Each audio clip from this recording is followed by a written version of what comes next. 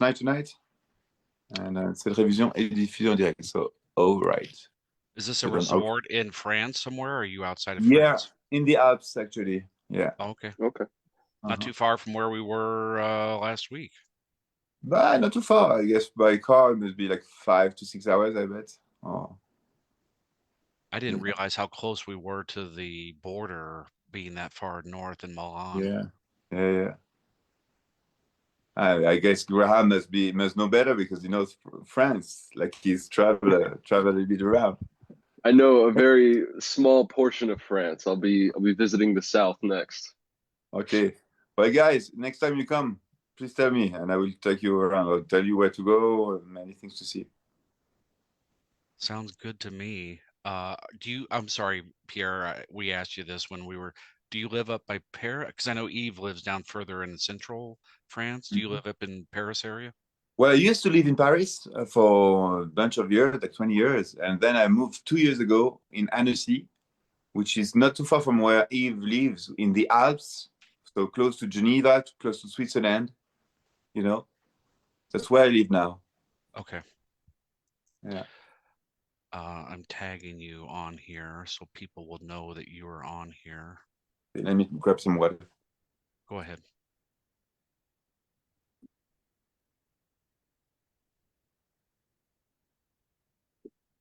So, is the frame okay? Yeah, you're good. You're good. Yeah, the lighting is good. You're fine. You're doing this on the run. You're not at your home. It's not the best circumstances. And Pierre, I apologize. I know no French. Graham knows a little bit, but I know no French, so you're going to have to speak in English the whole time. So I apologize. Je m'appelle Ryan. Yeah. What did he say, Graham? Je m'appelle Ryan. Yes. My name is Ryan. Je m'appelle. Je m'appelle. Ryan. Ryan. There you know French. What I was amazed at in Milan was that I learned some basic words, and I would try to interact with the wait staff or whoever I was dealing with at the hotel, and I would try to say some words, and once they knew I was an idiot, they would switch to English and we would get through it. But everybody I spoke to knew some English and could get through it enough.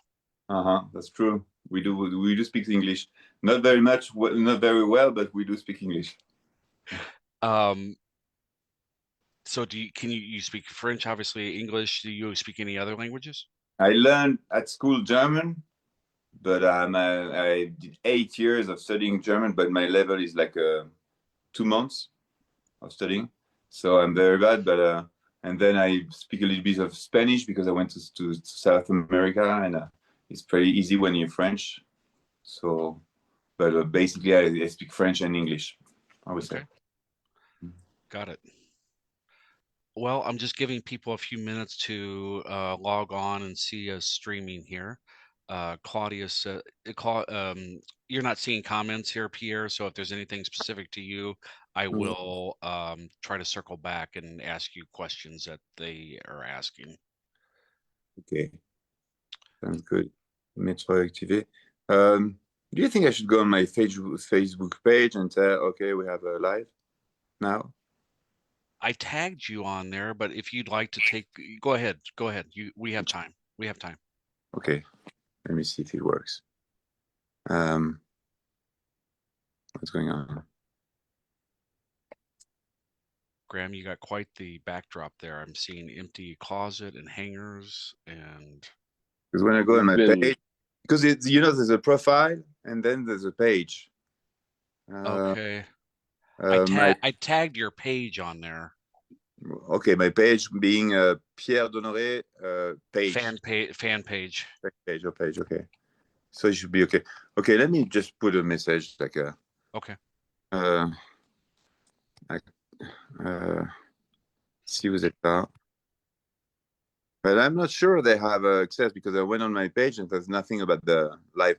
Oh, let's not forget about that. Like, I will put the link after, Once I'll do that today, I'll grab it, I'll put it on YouTube, and then I'll send you the link, and then you can post it on Insta. You can post it on perfect wherever you'd like. Sounds good to me. Okay, well, we will start rolling. And Kathy, Lynn, Claudia, good to see you all. We will start rolling, and then I will circle back. And um, Pierre, somebody's asking where you live. So sorry, I asked you that before she came on here. If you could just explain to people where you live in France. Sure. Well, I used to live in Paris for like 20 years, and then I moved to Annecy, which is close to Geneva, to Switzerland. So let's say kind of southeast of France, in the mountains.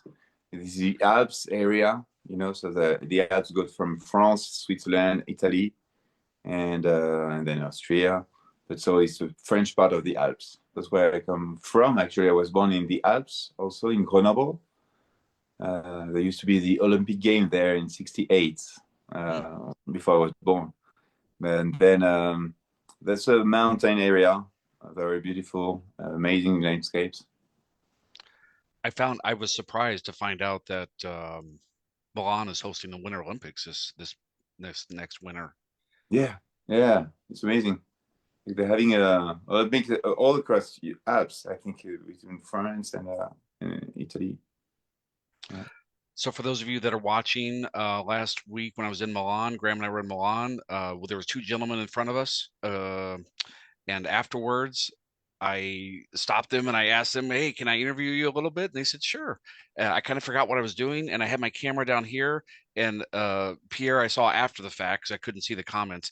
Everybody was like, "Pan up, you idiot! We can't see their faces." So the whole time that we were talking, all they could see was your torsos. So Pierre was one of the gentlemen. Eve was the other one.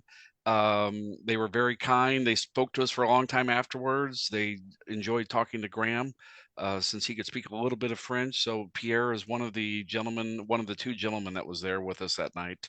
People really enjoyed our conversation. They enjoyed hearing what you had to say, what you and Eve had to say. So I asked Pierre to come on so you guys could see him and we could actually have a nice conversation. So thank you, Pierre, for taking the time. He's performing right now. Kind of sounds, there's a lady that sings she's from Sweden. Her name is Alexandra Yardball. She goes on a lot of cruises and she kind of does similar stuff. Like it's her and, 5, 6 other musicians, and she'll go out for a week and play sets each night, and then she's done for the night. So it sounds kind of like what you're doing there. That's right. I'm getting like 2 hours of my day playing, for people. And then during the day, I'm free and I have a partnership, like vacation stuff, where I can just do whatever I want. But I'm here we have a room and accommodation and meals, Nice. Mm-hmm. So Pierre's a musician, obviously. So let's get started. Just kind of tell me a little bit about yourself as far as your early life, growing up, parents, how you got into music, what kind of music they listen to. Mm-hmm. Well, actually, I'm 47 now, so it's like going up to 50, so I'm getting old. But still, I'm very passionate in what I'm doing, and since I was a child, I've been playing music and piano. I began when I was 6 years old, and then the guitar when I was 13 years old, and had the same motivation as Bruce, I guess. Like a very I felt like something was like hitting me very strongly, with music. And I hold this from my grandfather, actually, I think, who was from Romanian origins, Romania. Mm-hmm. And he knew the violin and the piano by himself, and he gave the love of music to all the family. So basically, my parents and he was much fan of classical music. They were listening classical music on the weekends, and music was part of our lives, And so my cousins played the piano, the violin. My brother, I have another brother who was playing the violin, and myself the piano. And then I began to sing songs. And actually, I learned to speak English basically because of the songs and the Anglo-Saxon culture. That's why I made it, And we were talking about what other language do you speak. And I was telling, I studied for 8 years German, but I don't know how to speak German. Why? Because I think the culture of Germany and the pop culture is not famous at all, neither in France or anywhere else. And I knew songs by Eric Clapton, you know, the Unplugged album, for example, that I loved, and I learned how to play the guitar on this album. And the songs, I knew some English words and some English lyrics, but I didn't understand, you know. Right. So this is the best way, I think, to learn a language, to learn through songs. And I would, if people just are interested to know a few French words, you know, just listen to French songs, maybe my songs, who knows, you know, and it's pretty cool. Well, I talked to Graham about this after we talked, and the next day, and I said, so I don't know if I told you this, but we have a internet based radio station. It's not terrestrial. It's not on like the radio, but it's internet based. And I said, oh, we should get. I have certain restrictions. I can only play 3 songs by any one artist in an hour. So that's kind of like the rule that I have. So I said, oh, I should put together a set list of songs, and I'll put 3 Pierre songs in there. I'll ask him what songs he wants me to play. And Graham says, oh, I'll do a set list of French artists. So Nice. I would say that if and when you ever have time and you'd like to put a set list together, you're free to be a guest DJ on WRGH and put together a set list, and I can put it together, and you can have your own guest hour on WRGH sometime. With great pleasure. Yeah, nice. Thank you. So I think it's interesting that like Paul McCartney talks about this, like his dad was a musician. He had a job, but you know, he played a lot of music at home, so he just kind of naturally learned it just by listening to it. I watched this. There was do you know the artist Janice Ian? She's kind of an American folk singer. She was started back in the '60s with Joan Baez and Joan Baez, I know, but what's the name? What's the name? Janice Ian, Ian is her last I name. don't know. I don't know her. She's got a couple. She's not as famous as Joan Baez, but she had a pretty decent career. But she said she was 3 years old, and her dad was playing the piano. Her dad, they grew up on a farm, and her dad, but the dad played piano, and she said she sat down to him. She said, "Dad, I want you to teach me to learn piano." And he says, "Well, you need to learn 2 things. You need to learn how to tell time, and you need to know the alphabet." So she went to her mom, and she said, "Mom, I need to know how to tell time, and I need to know the alphabet now." So the next day she went to her dad and she said, "Dad, I'm ready." So she learned to play the piano from 3 years old. And I think if you're exposed to music at an early age, it helps you develop that love. So that's interesting that your grandfather and your family members knew how to play. Mm-hmm. So did you take lessons, or did you just learn naturally, or what was your process? Well, this is quite cool because my piano teacher was my grandfather's teacher also, and she teaches to my mother also. So she's like a grandma to me now. But she was the teacher of my grandfather too, and my mother too. And so she was a piano teacher, Madame Collet in Grenoble. And she's the one who teach me some classical music. So I was playing the classical stuff, you know, like Chopin, for example, or Bach, or Liszt, musicians that I love and amazing musicians. And I had a little level playing the classical music. I know how to play some great pieces, and I still play some Chopin for my pleasure, you know. I think these are beautiful melodies, you know. And so I learned the piano for 10 years, and then a little bit of a solfège. How do you say solfège? You know, when you learn the beats and the notes and everything. Oh, okay. Gotcha. The technique stuff. And then I learned the guitar by my own. When I was 13, I had my first guitar for my birthday. I asked my first guitar, you know, and it's funny because I made a song about that actually, called "The Promise," Une Promesse. You know, The Promise, I think, a song by Bruce. Yes. I think all musicians have a song that is called The Promise. Have you recorded that? So for those watching, Pierre has he's got music that he's recorded. You can find him on Apple Music, Spotify, wherever, I'm assuming. Anywhere that you stream your music, Pierre's on there. So did you record The Promise? Yes, actually I did. And for people, followers who don't know me, I made 3 albums already, and 3 EPs, which are like half albums, you know. So just reached one actually, an acoustic live stuff, which is great with strings and cello. Beautiful, I love it. And actually on my second album, called the song "The Promise," Une Promesse in French.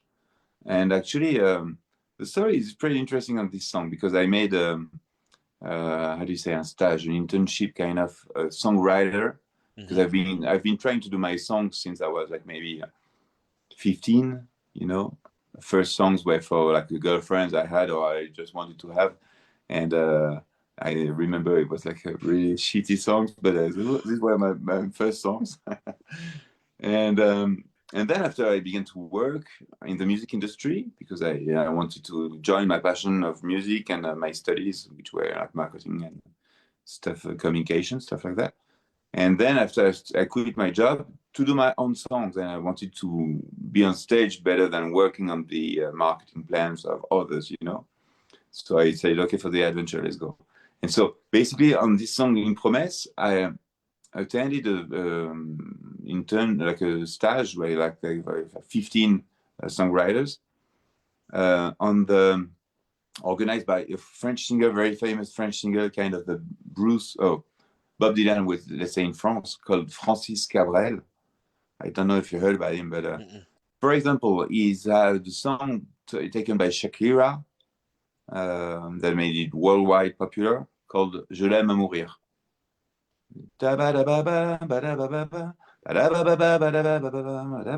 This is a song by Francis Cabrel. It's like a monument in France, like 40 years of career. And so basically, I did this song In Promesse on that internship. And after playing it, it was like a brand new, you know, like 12 hours new. He came to me and said, "Did you write this song?" I said, "Yes." He said, so for me, it was like, oh my God. Wow. And then actually, I had an American guitarist, amazing guitarist called Sonny Landress, playing on this song on my album. He's from Louisiana. He had Grammys from Louisiana and from his music. Sonny Landress is Eric Clapton was telling about him that he was the best slide guitar player in the world, and I was so pleased that he accepted to play on my song. So you could hear his amazing sound on this song, Une Promesse. I will send you the link if you want. Okay, sure, absolutely. Was he in the studio with you, or did he do it remotely and sent you the piece? Yeah, he was in Louisiana, and I was in Paris, in France, and he did the recording in Louisiana, and then we corresponded, and he didn't come in France. There's no need now, you know. So you had the equivalent of Bob Dylan telling you that he liked your song. Yeah. Wow. Yeah, That's gotta mean a lot. He did. That's true. Yeah, you know, it's like I was very, you know, I did some, how do you call that? When you are on a plane, you go up like 400 meters, 4,000 meters, and then 70? you jump. You jump with a parachute.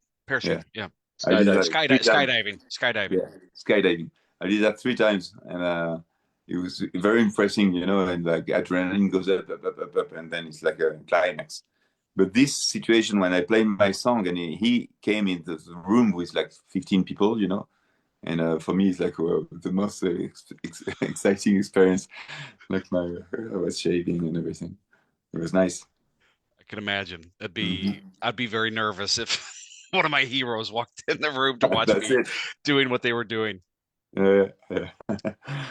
So Eric, how did somebody asked about, you know, your exposure or your likes of other music besides Bruce? How did you know about Eric Clapton? I mean, obviously Eric Clapton, worldwide famous guitarist.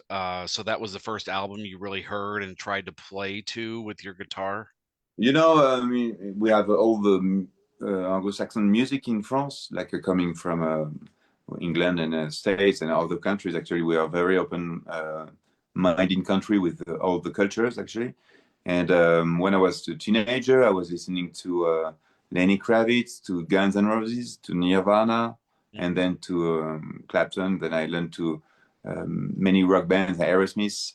I love them, you know, really did. And then French singers, because the French music, speaking French, is very strong, like as a market in France.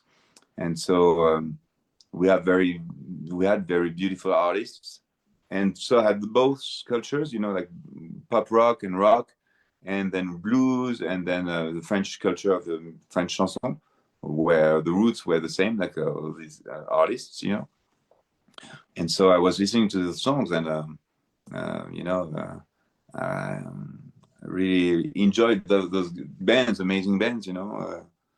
And then Bruce Springsteen actually was also my older brother had the tape of Born in the USA, and that's when I learned how to enjoy Bruce songs, you know. Well, it's kind of very similar. I'm 51, so I'm 4 years older than you. I'll be 51. But same thing. I had a brother, Kevin, who was 9 years older than me. So, and he drove, you know, he had a car, so he'd drive around, he'd take us with him. But I remember driving around with him and listening to The River and Darkness. And you know, I was 10 when Born USA came out. So MTV, Dancing in the Dark, like that was a whole explosion there. But I remember clearly driving around with him, listening to The River and Darkness and being like, I don't know what this is, but you know, obviously I absorbed it and it got into my skin. And Yeah. then you know, I kind of went off on my own. So very similar to you in that regard. Um, so when did you become, so you learned, that's your musical background. What, as far as school, where did you go to school? What did you do? Did you always know you wanted to be a professional musician? Well, at the bottom of my heart, I think so, yeah. But actually, I was like my parents told me, okay, do studies, have a work, you know, and then they were pretty open-minded, but they told me, okay, you have to have a diploma and then get experience, you know, and then after your life is yours. So they didn't tell me don't go for that, you know, which was great. My mother was an English teacher actually, and she was like in France, you know, I don't know, she's like a fonctionnaire, meaning that she's hired by the states as a Okay. teacher, you know. Okay. And basically, you know where you're going, where how many years you're going to work, then retirement and everything. Being an artist, you know, it's very tough because you don't know what tomorrow's going to be, you know, and it's just a struggle every time. And you have to be a locomotive, you know, and to be willing to do things and to have the passion, like, and go straight on, you know, like never stop, basically, which is tough because even if the crowd is great, getting bigger, you never know. Actually, some people, you know, let me show you one thing. Like, Go for ahead. example, what my reading is now is this book, you know. Oh, awesome.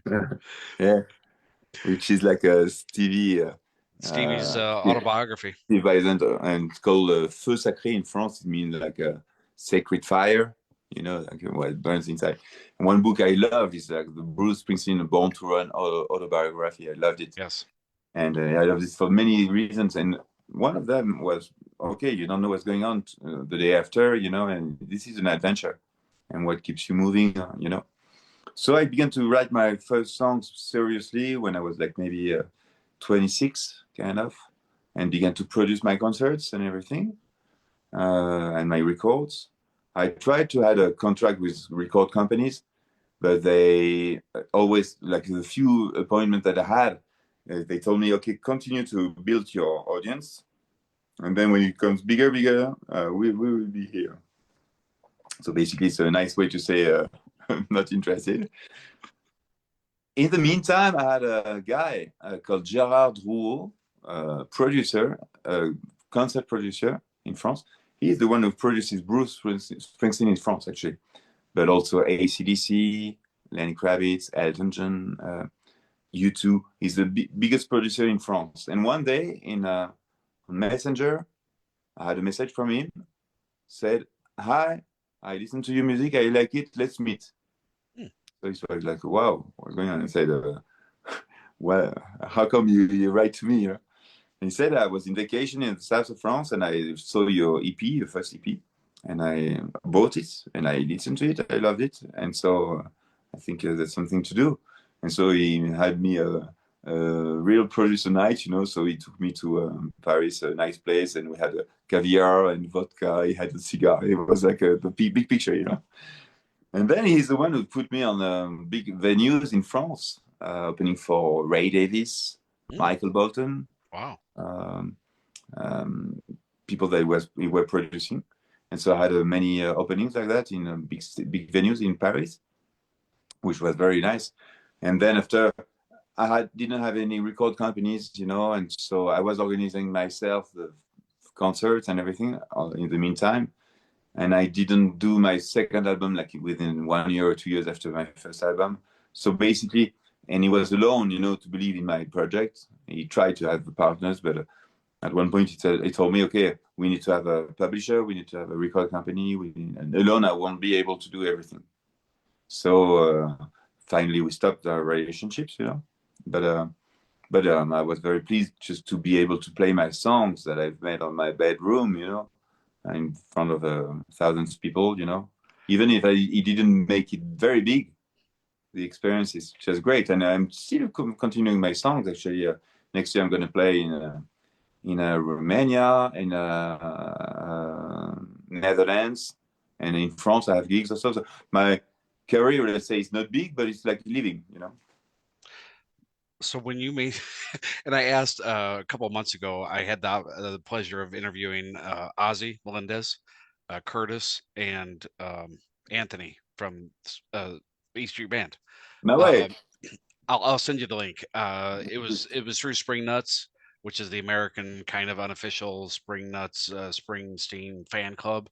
But I know the gentleman that runs Spring Nuts, so yes, he set it up. He's kind of friends with Ozzy, and we had it. It was great. And all three of them, I thought it was amazing. Like all three of them grew up, and especially Anthony grew up in very meager beginnings. His parents were immigrants, not a lot of money, but he knew he wanted to play percussion. And his parents got him like his first set of bongos at like 6 or 8. Incredible, you know, they didn't have a lot of money, so it was a big sacrifice for them to do it. But I said to each of them, I'm like, did your parents try to talk you out of this? And they said, nope. You know, they just told us that if this is truly what your passion is, to go and do that. But I asked them, I said to Anthony, because he made that huge jump from playing with Stevie, and Stevie would play in front of, I don't know, 5,000 people, to all of a sudden you're playing in front of 50,000 people. Like, what did that feel like? And he said he couldn't really explain it in terms other than he was just in a zone as a musician, trying to keep his parts going. So when you made that jump from playing in clubs, small clubs, and all of a sudden you're playing for Michael Bolton and these other people, were you I hate to ask, but like, were you nervous? Did it bother you? Were you really, how did you deal with that? Well, actually, I'm not a nervous person. I'm like being very frightened, you know, to play. And one reason of that is that because I'm used to do everything. You know, I'm a Harris. So basically, Harris, you know, like I was born in March. Oh, okay, That's okay, my good, sign. Okay. gotcha. Basically, while I was trying to get a contract with a record company that didn't come, you know, what do? You stop because it doesn't work, or you do it and then you continue your way. You know, that's what I did. And actually, when the producer called me to ask me for my first opening of Michael Bolton, which was the first one, it was 3 days before the gig. And it was on Saturday. He say, "Okay, are you free on Wednesday?" Kind of, yeah. Was it to play on l'Olympia, which is like a venue in France where everybody came, you know. And I said, yeah, I'm free. Let's go. So basically, you know, you go for it. And it was funny because I didn't really have the time to think too much, or am I frightened or not? Like, fool, you go for it, you know. And it was nice. People enjoyed it, and it was nice. I sold many records, and very nice experience. Nice. Mm. So somebody's asking about Bruce. A lot of the people that watch the stream are Bruce fans, obviously. Um, when did you first get into him? When did you first see him? Tell us about some of the shows that you've been to. Well, actually, I think I didn't count how many gigs I saw. I know it's less than you, okay? But then still, I knew his existence. I told you since my childhood with my brother's tape, around in the USA. And then I was a big fan. I think of the United States because it's like the American dream. You know, at that time was very strong. It meant a lot, I think, for people, everybody, and the brand United States of America was like huge in France. You know, and so I first came to the States when I was 13 with my mother. I went to New York. I remember I loved it. It was amazing, you know. And then as a student, I came to San Diego for like a exchange of students. And so I came many times, and then I went to Louisiana many times to play there Hmm. at Festival International de Louisiane. And then I learned to appreciate how Americans think what they think about Bruce. You know, I was very surprised because in France, you know, all this political side is like many French singers have this show their opinions. You know, to okay who they are, what they write on. You know, this very authentic way of writing. A lot of French artists in the 80s were in the same way. So it's pretty normal. But I remember being in a dinner in Louisiana, and I said I love Bruce Springsteen. I saw people like, whoa. And I said, wow, did I say something wrong? And I understood that actually many people in the States consider him as being a communist, very left wing, and saying, okay, we don't go for it, which is like to me amazing because you know, like we have communists in France. It's not the same communists as you do, I think, you know. But well, um, anyway, I'm losing myself, but still, I saw him first time I saw him live was in Paris. It was nice. I just moved in Paris. I was like maybe 23. My mother came from Grenoble to see me, you know, and I had a scooter ride. And I just saw that Bruce was playing in Bercy, which is a big venue, like 20,000 people in Paris. And I said to my mom, okay, what about going there? And I took her on my scooter, which was like the first very big step because for her, like she was frightened by everything, you know. So she came, and then I didn't have any tickets, but I found tickets just in front of the stadium, and we could go there. And it was a solo set. He was playing by his own, you know. What year was this? I think it was in 2004 or three, kind of. Okay, that would have been Devils and Dust, about Yes, 2005, roughly. yes, that's it. Really, And he was playing in a 20,000 seat theater venue on the Devils and Dust tour. yeah, actually, at the time, I think the stage was a little bit smaller. It was 15,000 kind of Okay, gotcha. big venue. Okay. But yeah, and it was amazing. I remember the when he first arrived on stage, you know, like he came from the lights, you know, with the smoke, and he had a harmonica and singing a cappella, and his boots were like feeling the beat, you know, doing the beat, and it was a voice saturated, you know, and it was kind of a blues from the bayous, you know, who's that guy, you know, and that's what I love about Bruce. He takes when I talk about Bruce to people they don't know, I say, okay, he comes to you, he grabs you like this on the wall for 3 hours, and then he takes you and you just what did happen, yeah. And that's exactly what happened to me. Like I remember this feeling, like, and the whole show was just amazing, you know. And I love his folk side. Um, and even if in France we don't really appreciate the lyrics, you know, him as being a poet, like we hear that it sounds very well, but the sense is what it means really, you know. This is not what we feel. We feel at first, you know, what the guy tells, his voice, his way of playing, and everything.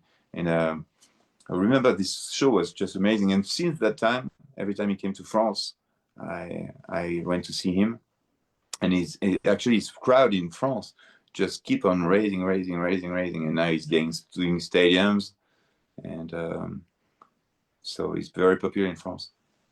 Graham, just so you know, his first show he saw, Bruce, it was just acoustic. It was just him and his acoustic guitar. He had a guitar, or sorry, piano, keyboards that he would play, but it wasn't the band at all. It was just him on Oh, yeah. stage.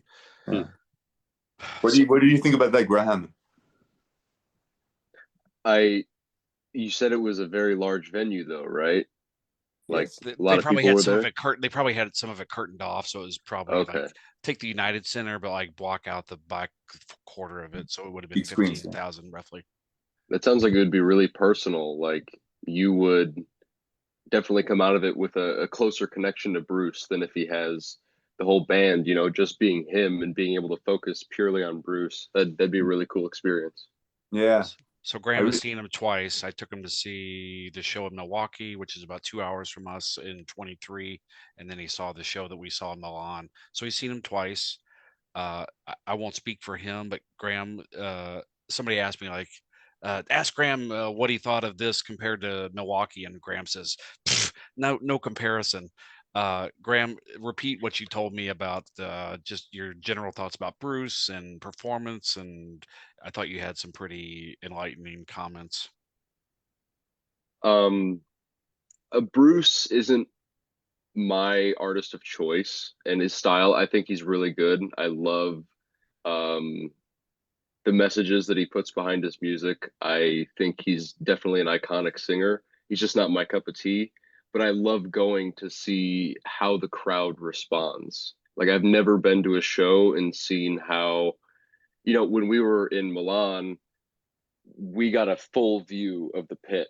We were just watching the pit go, and I kept getting videos of how in sync everybody was and how engaged every single person in that stadium is, no matter what, And like I've been to other shows where, we just went to Have a Nice Life in Amherst before I went to Paris, and that was beautiful and it was a really meaningful show, but it doesn't compare to the way Bruce touches his fans. So I think that's probably one of my favorite parts of going to those shows. mhm. You know, 50,000 every people waving their arms all at the same time. every person has their own story of how they got to love Bruce, and it's like they each have a relationship with him that is definitely parasocial, but it's still really intense for them, which is really cool.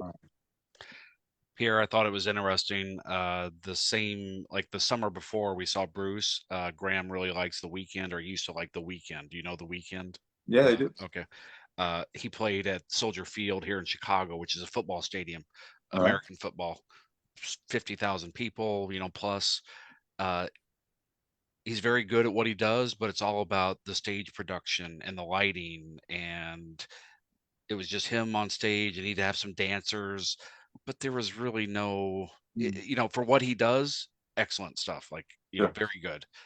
But I don't think anybody out there does what Bruce does as far as Mhm. making those one-on-one connections. And when he walks the rail, like he's looking at everybody, everybody's looking at him. I don't see many artists making those That's type true. of connections. That's true, and that's very singular, I guess, from a singer, as you say. It's very unique. Well, some artists have this connection, but he is like having something so strong, and the image production in his shows is very nice also.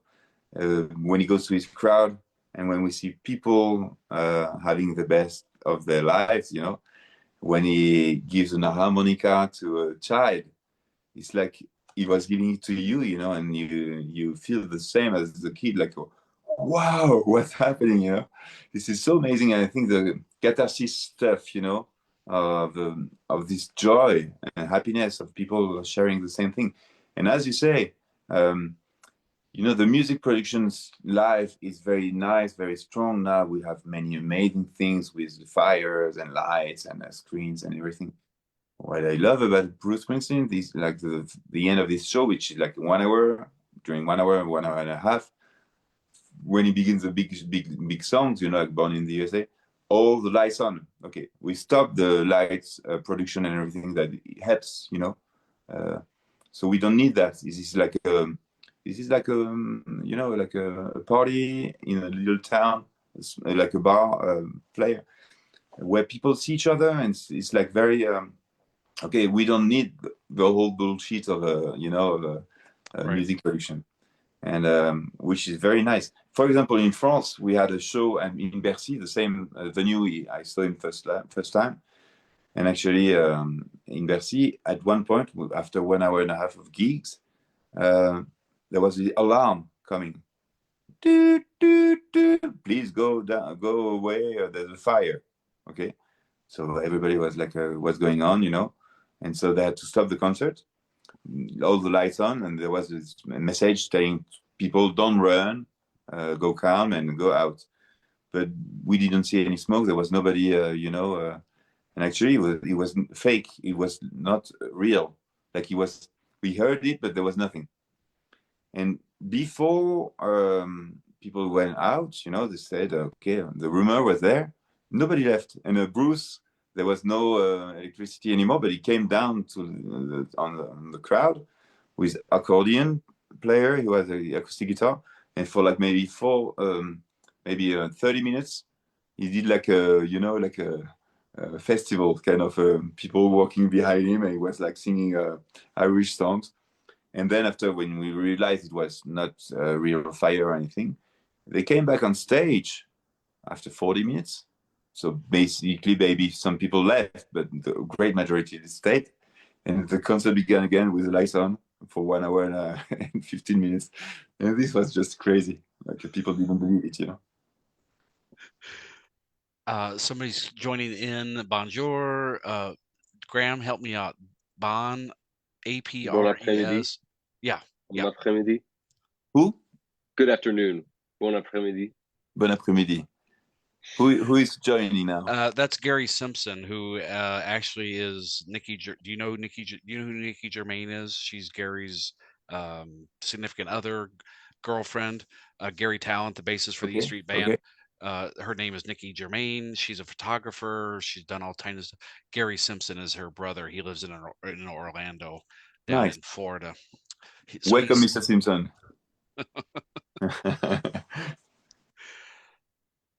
Graham,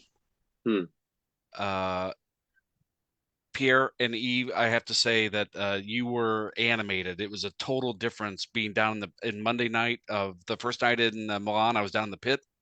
The second night we were up in the seats, obviously behind you. Very different. Like people stood up, but then they sat down to be respectful. I get it. You were a little bit more animated than most people around us. You were obviously enjoying it, having a good time. But the people behind us were a little bit older, so I kept looking back, you know, to see if they were standing or sitting, because I didn't want to block their view. So I'd sit down on the armrest. But you were enjoying yourself immensely. Would you say that? So you've seen him in Paris several times. You've seen him in Milan. Have you ever seen him in the United States? Yes, actually, I did. And last year, you know, I was to see him in Marseille, but actually he had to cancel his concert and to postpone his concert because he had voice problems. So he played this year in Marseille again, and in Milan actually also. And so I was in how do you say, missing Bruce, you know, in 2024. So I went to see him in Belgium. He had one concert, so I went to see him in Belgium also. And the best thing I did in my life, I think it was in 2018. I had the opportunity to go to New York, to Broadway, to see him playing. Oh, wow. You know.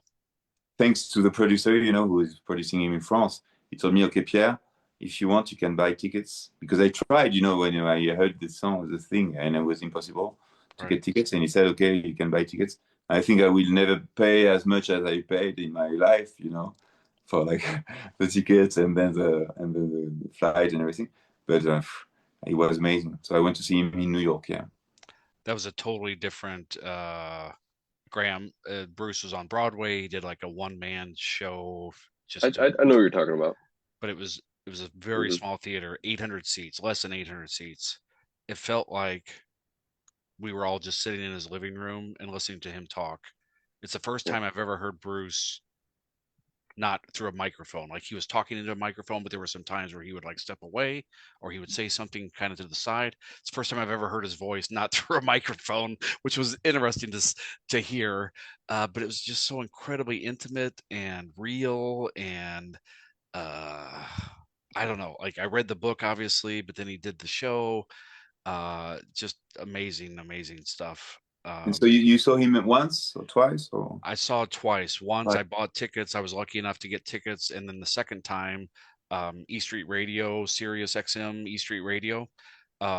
You know about this? No, I think I read that, but I never heard. So Sirius XM has a Bruce Springsteen channel. E Street Radio, it's channel 20 on Sirius XM.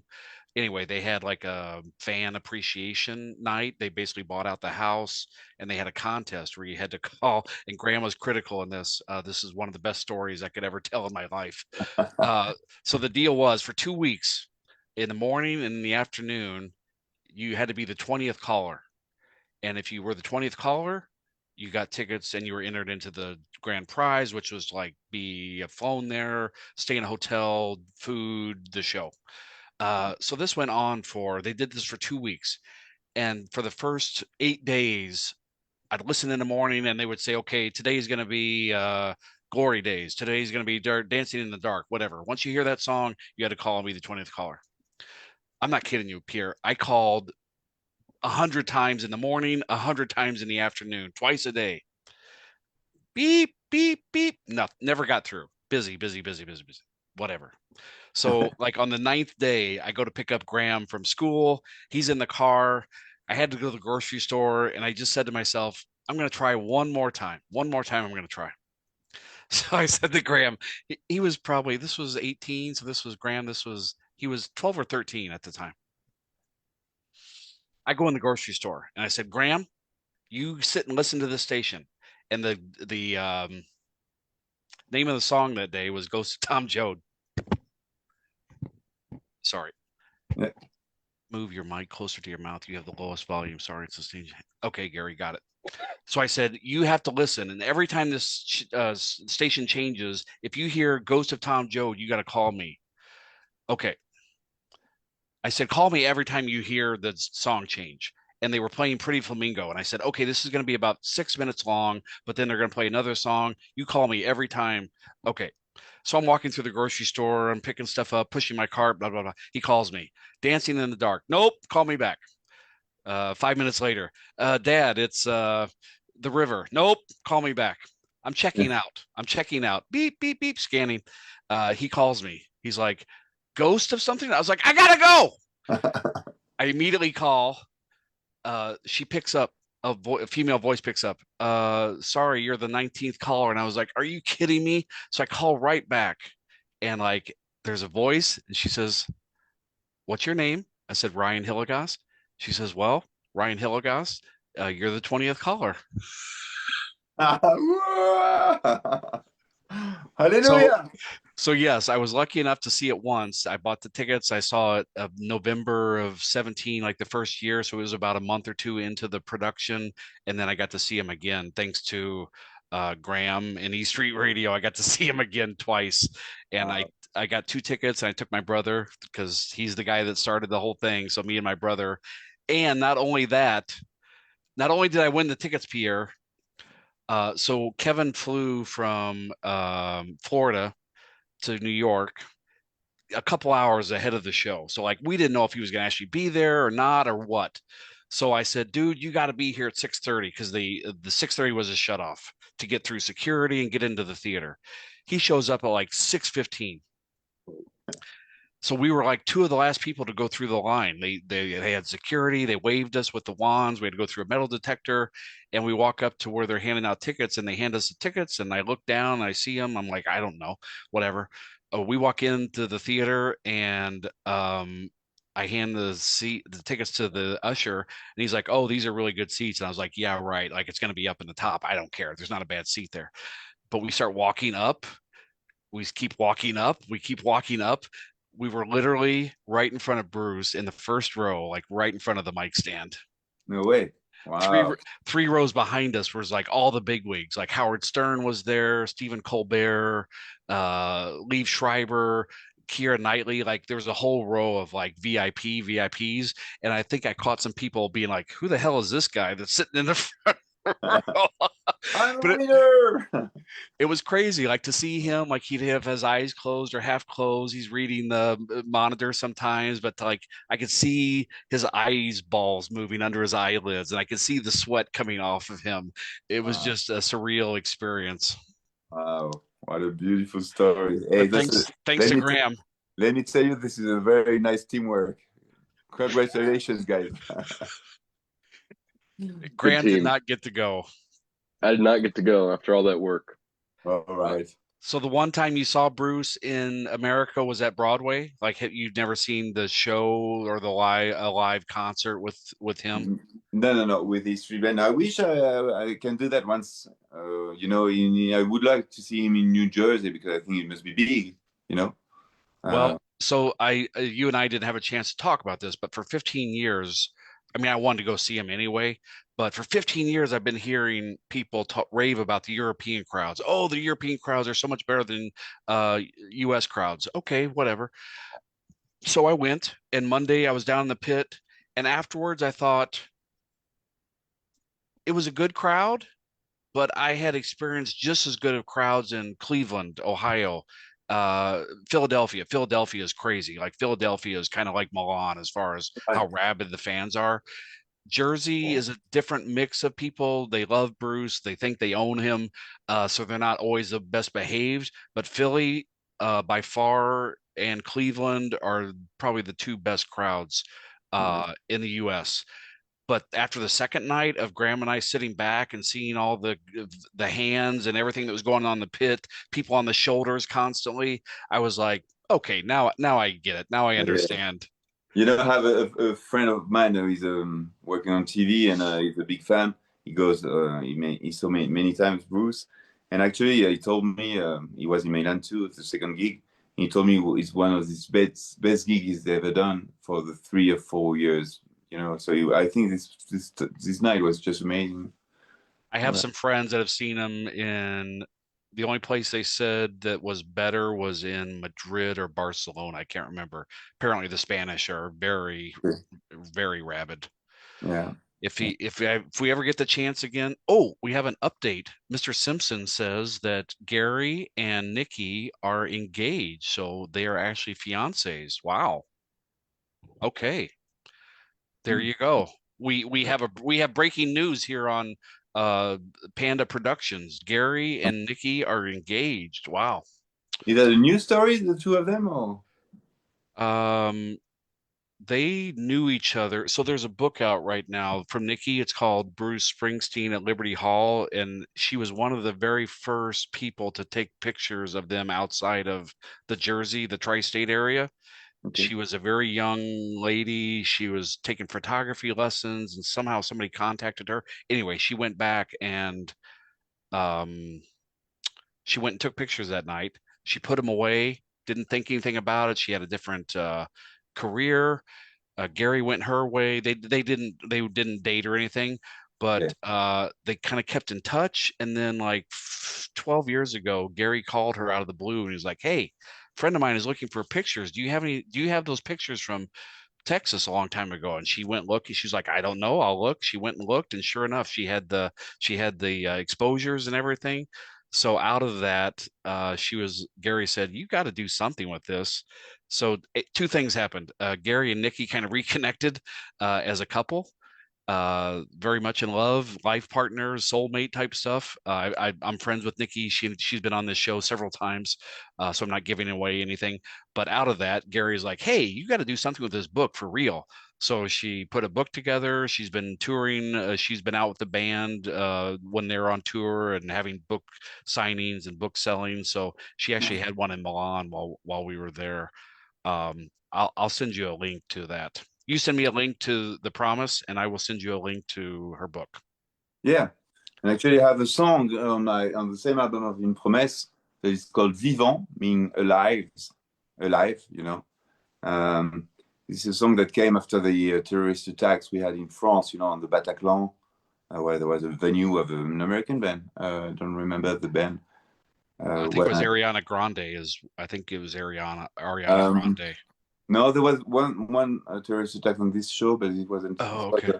Eagles of Death Metal, I think, kind of. Oh, that's right. Yes. And this song is called Vivant because it's like a reaction to this horror stuff we had, you know. And the inspiration was very much Springsteen on this song, pretty pop rock for me. And I can send you the link if you want to listen to this song. Yes, please. Yeah, that's on the album L'amour en deux. Exactement. 2016 album. I have your whole discography pulled up on my laptop here, so I'm checking out all your songs. Well done. But check out Pierre's. Yes, Graham. Sorry. I hate to break it to you guys, but I do need to hop off the phone What? call. I have a fun. Oh, I don't want to hear it. I have to drive an hour. Where do you I have go? to go to Des Moines. I'm picking up a piano. All right. What? That's a good reason. You're picking up a piano. Pierre, he has no musical other than like me. That's He not doesn't true. play That's anything. not true. He doesn't know how to That's not play true. anything. Don't out This me is like all. that. This is No. shocking to me, Pierre. I bet. But let me tell you one thing. I think this is a very good reason. If you go to pick a piano, it means that you'll have a piano at your place. Is that true, Graham? Mhm.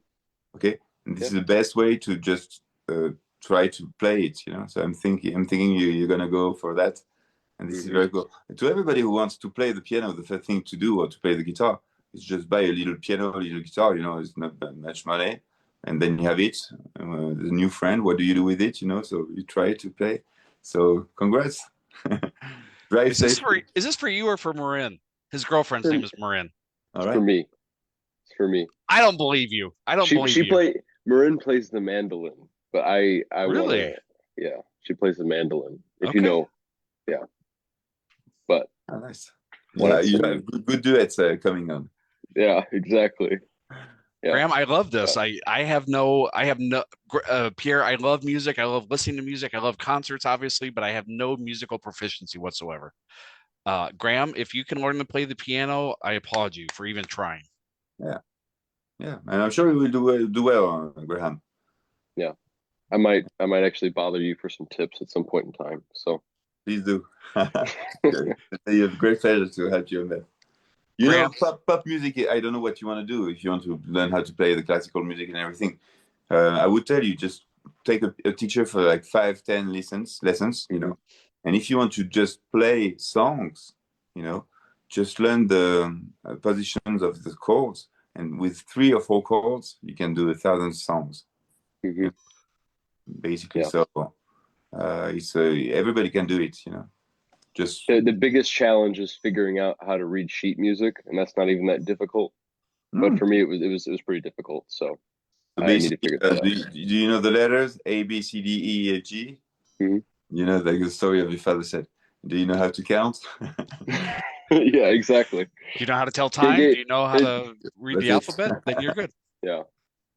So all right, Graham, you go do your business. Thank you for joining us. Pierre, I still got a couple other questions for you, but All right. Bye-bye, Graham. Take care. thank you so much. Yeah. Graham, I think you can just end it on your end, I think. Yeah, I can just leave. Okay. All right. Bye, Adios. everybody. Adios, Bye-bye. muchacho. Nice to see you. Au revoir. Au revoir, monsieur. Pierre, somebody asked, as a Frenchman, what were your thoughts about Bruce's political comment? Because he had 3, 2 of them were pretty long, but he had 3, he has 3 things. What were your thoughts on that?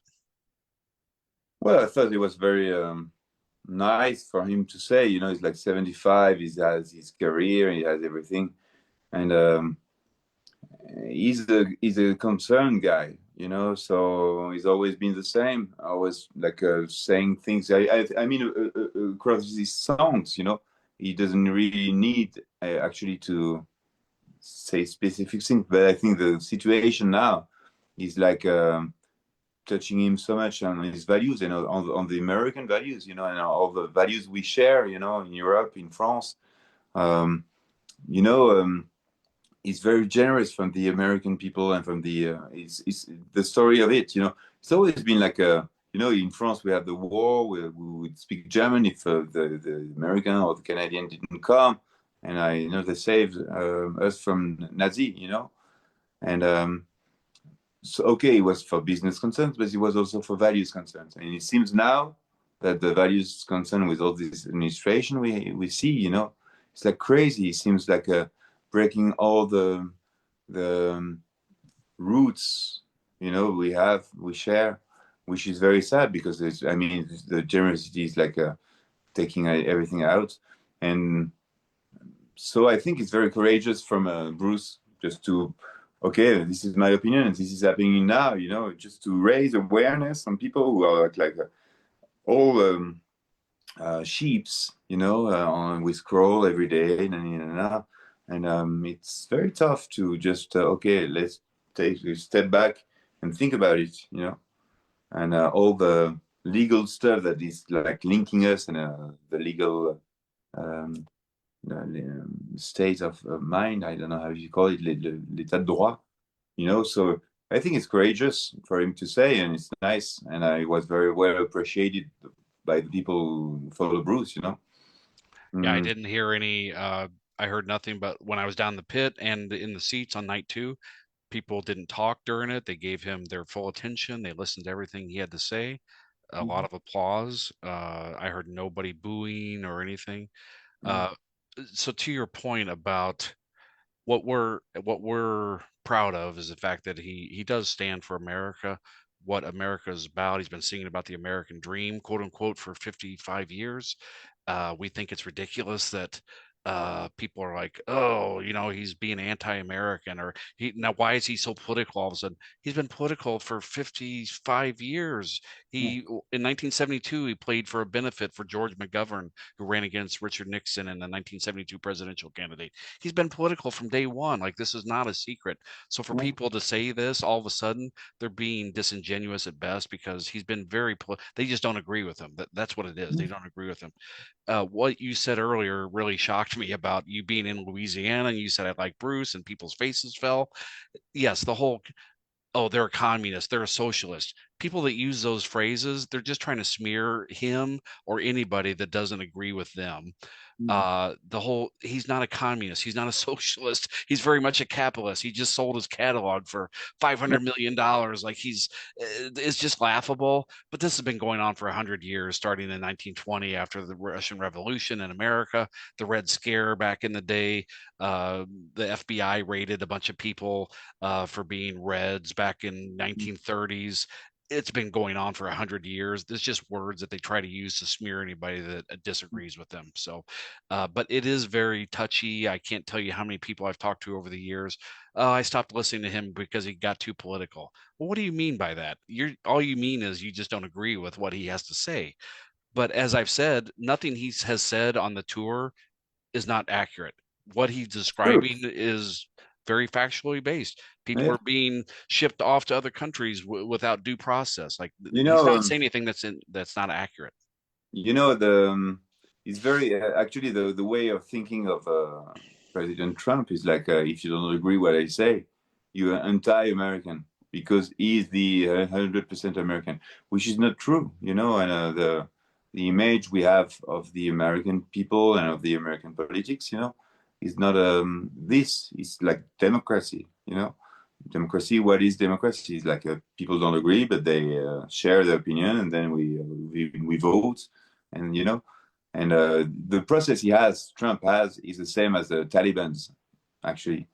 I Like agree. you don't agree with me, I shoot you. Yeah, I Yeah, agree. which is like terrific.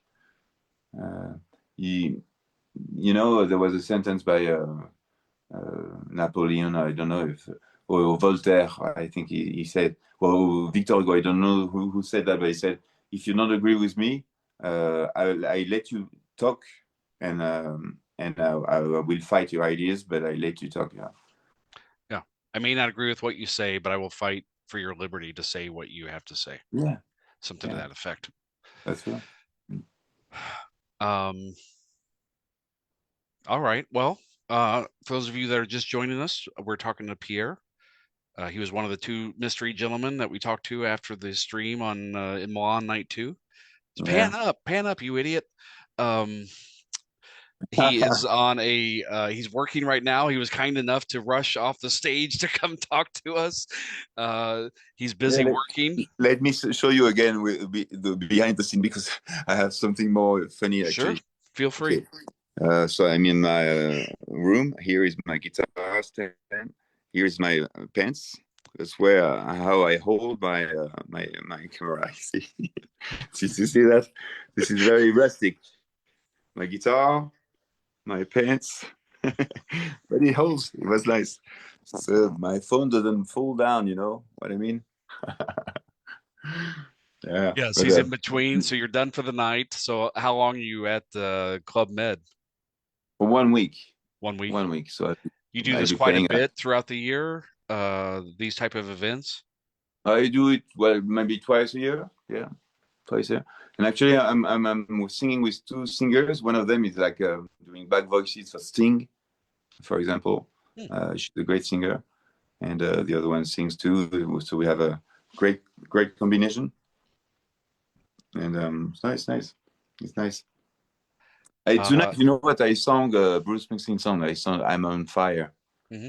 and I could see people oh, I know this song. So were you there for both nights in Milan?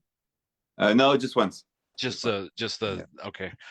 They played "I'm on Fire" night one. Oh my God, I missed it. So as a musician, do you have any thoughts about him or the band? You know, any thoughts as far as like being a fellow musician and watching them do what they do? Can you tell me the question again? Just as a musician, because obviously I'm not a musician. I can't play, I don't know anything. But as a musician, when you're watching him and the band, like, is there anything that jumps out at you that you really pay attention to, like technically or vocally or anything? Yeah, I can see. You know, I saw him 4 times when he came to Europe on this show. 3 times in France, and then in Milan, in Italy. And actually, the best show was in Milan. And then on the first shows, it was great, but the sound wasn't very nice on the stadiums. And then his voice was amazing, but still he had some blue notes sometimes, you know. And I said to myself, okay, maybe he's like not hearing very much, or you know, it's like a lot of concentration to sing it very specifically and very right on the good notes. So here in Milan on the second night I was there, I think the voice was just amazing, you know, and he had no, maybe just once he had just a little note outside, you know. But no, it was amazing. And then all the musicians, you know, they have been playing for 50 years. This is a band, I think maybe one of the most beautiful band in the world. And the power they have when the horns come, the voices come. And actually on the four shows, I learned to appreciate Land of Hopes and Dreams. At first, I didn't really like the song. I thought it wasn't very interesting. But then it kept rising, and in Milan, I understood because of the position of the song. Actually, in the set wasn't the same, and I think it was better there after 5, 6, 7 songs. You know, no, I think this is very powerful, and I wished I had more of the folk songs. You know, like him with his guitar or piano, because I love to hear him playing the piano too. But well, maybe next year he'd be coming back alone. You know, that's what I heard. And we talked about that maybe. You know? Yeah, we don't know what he'll do. He's talked about maybe taking the band to Australia because they were supposed to go there this past year. It didn't happen because I think Patty's health. But what I see them doing is like the Stones will go out and play 15 or 20 shows in a 2 month period, and then they'll take a break. I could see him playing some short tours with the band, Europe, America, South America, something, but then he'll go off and do his own thing, maybe do like a Devils and Dust type situation, which I would love because I that's one thing I missed was the Devils and Dust tour. That's one show I did not see. All right. Um, But one thing, if he's ever playing again in Philadelphia or what were the two places you mentioned, Philly and Philadelphia and Cleveland. and Cleveland. Next time you play there, take the ticket for me. I come. We will talk. If he plays in France again or he plays in Cleveland or Philly, you're coming over, buddy. You're Deal. coming over. Deal. That sounds good. So there's a gentleman named Mark Soler who has a band called Tramps Like Us. They're a tribute band. They play a lot of, you know, they'll play Bruce stuff, but they're a tribute band. They're in New Jersey. I interviewed him one night, and he said, as a musician, what he really noticed was Bruce doesn't take a break, which is crazy. He said, I think Mark said he saw him at the MetLife in 23, and Bruce did like 10 songs in a row before he even took a drink of anything or anything. And he said, as a musician, as a singer, he can't do that. Like, so, you know, Bruce has been doing this obviously for 55 years, but just the raw energy and power and stamina that he has to do what he does with very little breaks. You know, back in the day, he'd play an hour and a half, take a half-hour break, come back and play for another hour and a half. Now he's playing for 3 hours with no break and very little. You know, he used to tell all these big shaggy dog stories, stories about his dad or, you know, growing up and him and Clarence doing stuff, whatever. There's no talking. It's just one song after the other. Boom, boom, boom, boom, boom, boom, boom. That's 2 points actually. As a musician, I would say that, which is very impressive. that the sound never stops. You know, when you finish a song, like the whole Max is note, always playing, drums, you know. yeah, he's playing in the waiting for next song, for him to say 1, 2, 3, 4, which is part of the show actually. And I'm very impressed as a musician for him for that, on the tempos, because he's like well, it's so much professional, but just to be able, okay, next song the tempo is like let's say 115 beat per minute, and he would go 1, 2, 3, 4, and it's like on the good tempo actually, and for all the whole songs, and I'm very impressed about that. And actually they hold the sound, which is the thing, you know, he takes you like that and he doesn't stop because the sound doesn't stop. That's one thing. And I'm very impressed. Like I saw this I went to see other shows, you know, last week, of French artists, and it was so small venues, or in comparison, I said, well, I don't want to compare, you know, but Right, right. It's hard not to, because that's not fair to them, but like it's really hard. I tell the story all the time. I've seen U2 one time in concert. They were here in Chicago. They had an opening band. They came out and played. It was on the Joshua tour, anniversary tour. So they came out and played the Joshua Tree album, and then they took a small break, and then they came out and like did their normal show. So it was at the 2 hour mark, and okay, have a good night. We'll see you later. And the person I was with turned to me and they're like, "Are they done?" And I was like, 2 hours? Nah, they're gonna go off stage and they'll be back. Nope, house lights up, house music. And I was like, 2 hours? Are you kidding me? So it's very unfair to other artists, but like Bruce has set the bar so high, it's like right. And the intensity of the shows actually are like you know, it's not always a matter of duration, but it's like a matter of what it gives, you know. And actually, I remember being like 17 years old. I went to see Jamie Rockway. I don't know if you Jamie Rockway, you know, Virtual Insanity. Well, in France it was big, like it was a English band, but I remember him playing like 1 hour and 10 minutes, and leaving the lights on and everything. Everybody was like all teenagers say, "What's going on?" Like they stole all money and it's not generous.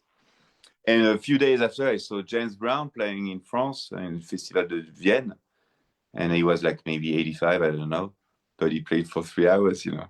So this is the you saw matter. James, you saw James Brown? Yeah, Oh my yeah, God. yeah. It was nice with Marcio Parker and for opening. It was amazing.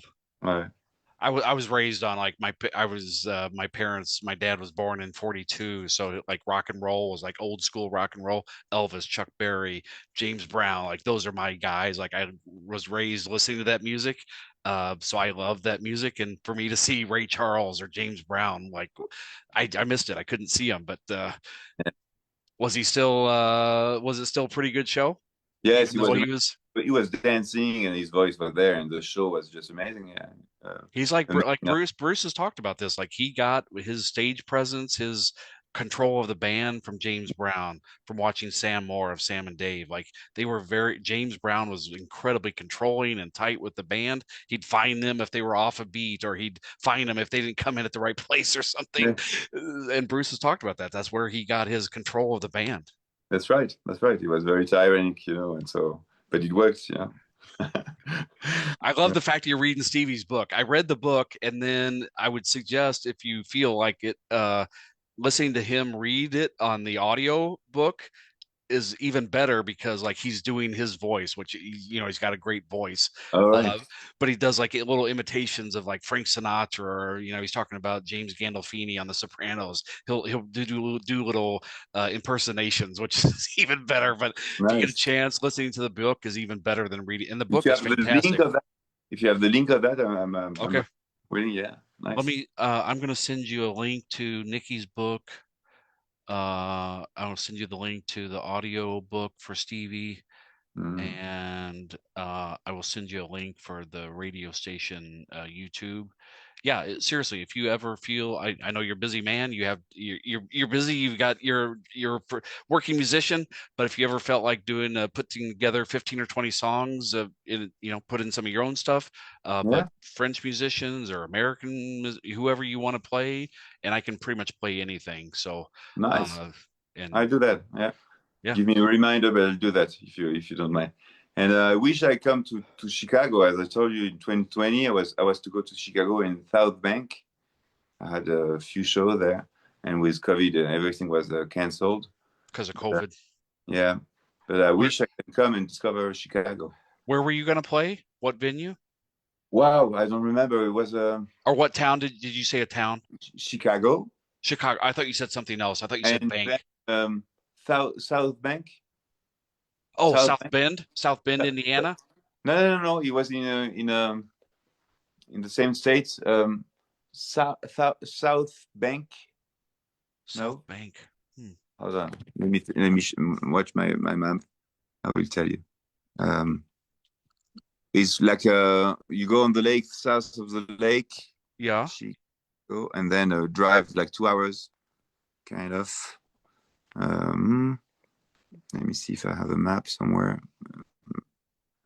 What is the states of Chicago? Illinois. No. Chicago, there's Illinois, Indiana is next to that, Wisconsin is above Illinois, Iowa is next to it. There is a college town Oh, named South Bend. South Bend, Indiana. Okay, yeah, that's in Indiana. That's like right on the lake. You Okay. gotta go. It was the Okay, same state. Okay. South Bend. Got it. Yeah, if you ever come to Chicago or you come to the States at all, and definitely if Bruce ever plays in Cleveland or Philadelphia, Philadelphia. So like when Bruce first started in America, really Philly was like the first big market, even outside of New Jersey and New York. Like Philly was like was like the first big market that he hit. Then it All was right. Philly, Cleveland, Houston for some reason down in Texas, Phoenix, Arizona, which is way down south.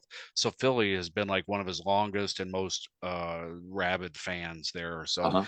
the first time I saw a show in Philadelphia, like shows are always good and the fans are always good, but like that was the first time I'd been around a crowd that was like that into it. And I was like, whoa, this is like a whole different level. All right. All right. Wow. That's good. All right, Pierre. Well, thank you for joining me. I really appreciate you taking the time. I know you're a busy guy, so I appreciate this. Been a great conversation.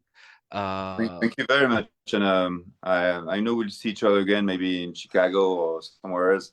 But let's stay but in touch. If thank you you ever come here, so much, and I'm looking forward to seeing again the talk we had, and I will share it on my pages and everything. So people will discover that I speak English with my French accent, I guess. But I feel bad. No, you've done an excellent job. I feel bad that as Americans, I have a friend who goes to Oktoberfest or used to go to Oktoberfest in Germany every uh-huh. year. And he would tell me about all these people from all these different countries that were there and talking to. And I was like, how do you guys communicate? And he's like, English, really? Like everybody knows English, so we can talk. Otherwise, there's no way you could learn 100 different languages. But I appreciate you speaking English to me. Uh, and you did a fantastic job, so I appreciate that. So are Maybe you and Eve like close friends? Do you talk all the time? we don't talk all the time, but one thing very funny is like he's not a close friend, but on the show, it was a festival I went last week. Was like 2,700 people, so pretty big. And I was like going to have some food, walking, crossing of the crowd, and then I just hit him, like he was there. I didn't know. So, "Oh, what did you?" It was 1 week after we saw each other in Milan. That's funny. Amazing. There is the world is small. It is small. Oh, Yes. on that point, on Monday in Milan, I was in the pit, and there's a lady from Austria who comes on I stream in the mornings on Facebook every morning. It'd be your afternoon, but anyway, um, she comes on the stream every once in a while, and we'll talk about Austria and whatever. She was there in Milan. I said hi to her. We hugged. And she says, "Oh, meet my two friends from Australia." So one of them came over and he's like, "You're the guy that streams all the concerts." And I'm like, "Yes, that's me." He's like, "Can I get a picture with you?" Sure, let's get a picture. Took a picture in the pit. The next morning, I wake up and some totally different guy from Australia sends me the picture. He's like, "Is this you with my friend?" And I was like, "Yep, that's me." Wow. The beauty of technology, and the world truly is a small place. As much as we think it is a big place. There's 1,000 places I haven't been to that I like to go to, but with technology, it brings us together. Here, you and I are talking. You're in France, and I'm in Illinois, and we're talking, and Uh-huh. And it's so, have you amazing. been doing your show on YouTube like that? I'm sorry. How many years have you been doing your shows and interviews? It really started 2 years ago, and the whole reason this even started was I was in Tampa, and that's one of the reasons I wanted to go to Milan. Was I was in Tampa in February of 23 when Bruce had the first show on his tour, and I was just behind the stage, and I was with friends of mine, and there was one lady who wasn't there, and I thought I'm going to stream the first song for Donna since she's not here. Donna from Bruce Funds. There's a lady named Donna who does. She gives tickets away to fans who can't afford it. She All right. helps. People will give her tickets, and she'll find people that can't afford it. So she's kind of the facilitator. You know, she's an angel. She wasn't there, and I said, okay, I'll stream the first song for Donna since she's not here. So I had no idea what I was doing. I hit the button on Facebook live stream, and I was streaming the show, and I said, okay, that's it. By the time the first song was over, like 500 people were watching. I was like, whoa, like I don't even know 500 people. What is going on? Well, somebody had found my stream and put it on Instagram. So like all of a sudden it went worldwide. And by the end of that show, like 16,000 people were watching the concert. And I Wow. was like, my mind was blown. So that kind of started this whole thing. I've met a ton of people, through the streams that I did. I probably streamed about 15 shows on the tour.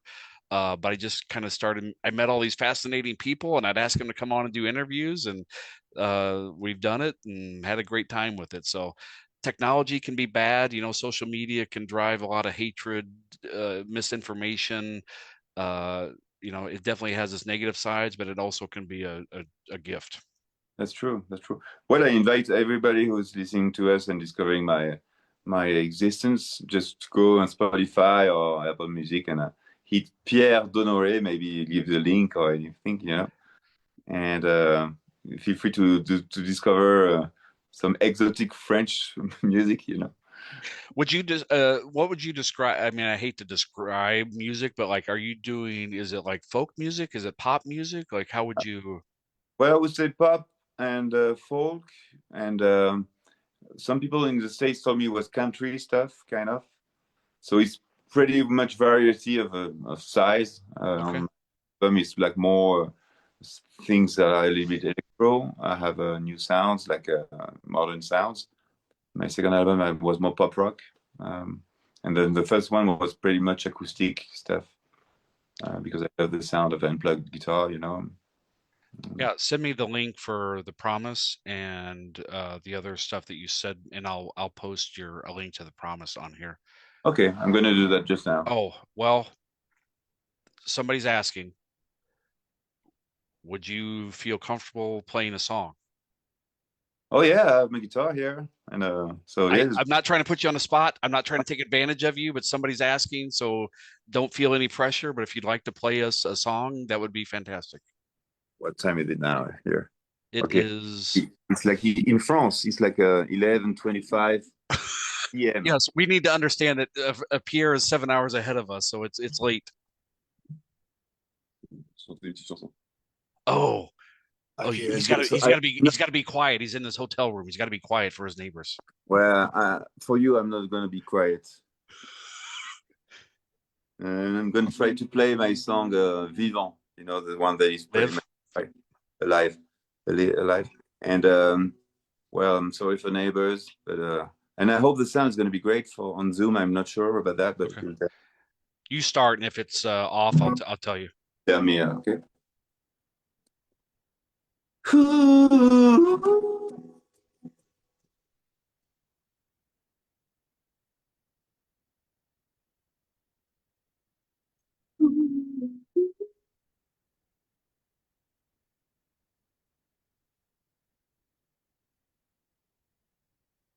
Peindre mes pensées pour qu'elles ne soient plus noires.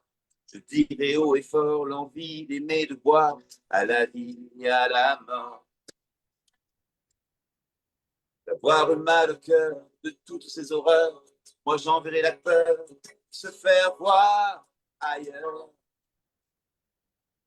J'irai dans les musées voir les impressionnistes, et Modigliani, Picasso, et Mathis.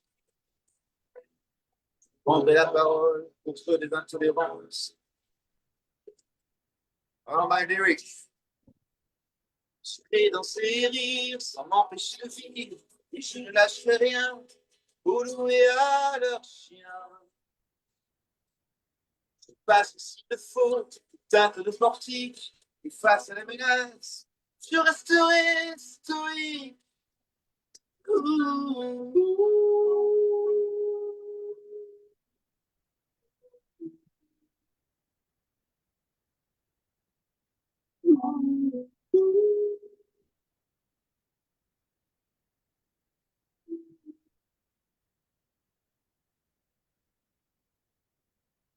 Resteront vivants, fragiles, combattants, insoumis, résistants, notre âme et notre sang, pour être libre. Je prendrai la parole contre l'intolérance, avec ou sans guitare, j'appelle à la résistance. Je me tiendrai debout dans ce monde en furie, envers et contre tout. Je parlerai d'amour. Je mordrai à pleines dents tous les fruits de la vie. Je prônerai la liberté à la barbe des tyrans. Confession, croyant ou non croyant, nous resterons unis. Courageux, vigilants.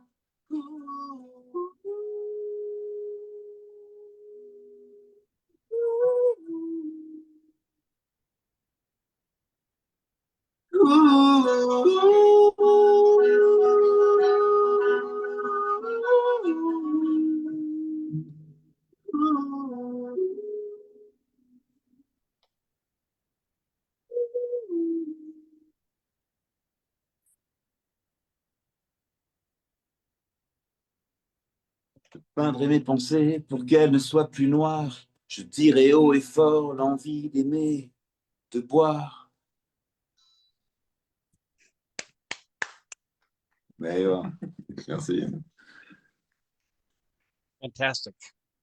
I hope the sound was not bad because I know the guitar cut out because of the volume, but your singing we could hear clearly. All right. Great. I hate to put you on the spot, but somebody asked, so I thought I'd ask. Hey, come on, it's my great pleasure. Let's do this one. Hey, little girl, is your daddy home? Gonna go leave all alone. Got a I got a bad bad desire. Oh, I'm on fire. Tell me now, baby, is he good to you? Can he do to you the thing that I do? I can take you higher. Oh, I'm on fire. Etc. Excellent. You're getting many kudos and beautiful voice. So you got some fans here in the United States. Thank you. One thing I wanted to say earlier, Willie Nelson, you know Willie Nelson? I hate to. Okay. The story he always tells is, and he's very much a jazz guitarist, when he wants to be. He said when he started out, he wanted to be the greatest guitarist in the world. And then somebody played him a song by Django Reinhardt, and he said, "Well, that's done. I guess I'm done with that." But your presentation sometimes need to be slower. So he decided he was going to be an okay guitar player, but he's going to focus on his songwriting because he said Django Reinhardt was the best guitarist in the world. Nice. Oh, yeah, he's a very strong guitarist. Amazing. All right, Pierre. Thank you for your time, sir. You've been very generous. So thank you. My great Bless pleasure. you. Hopefully you're well. Enjoy your time at the Club Med. Yep. Thank you so much. And thank you for inviting me on your show. And I say goodbye to all the people watching and the people that's going to watch then after, And à bientôt tout le monde. J'ai hâte de vous revoir en France et ailleurs. Peut-être un jour à Chicago. Mais merci de nous avoir suivis jusqu'à maintenant. Thanks a lot for following us up to now, if you're still here. Au revoir. Au revoir, monsieur. Salut, Ryan. Take care. Salut. Take care. Thank you. Bye-bye. Bye-bye.